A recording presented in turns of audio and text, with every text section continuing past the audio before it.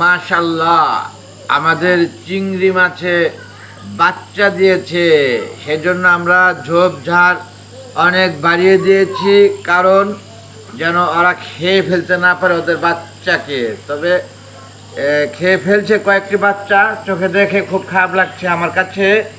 সেজন্যই গাছগাছালি এবং ঝোপঝাড় পাতা পোতা খুব বেশি দিয়ে দিচ্ছি এখানে।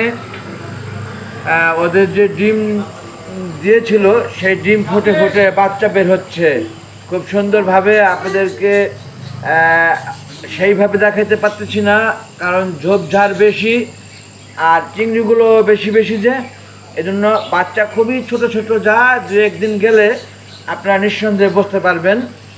দেখাবো তখন আমরা।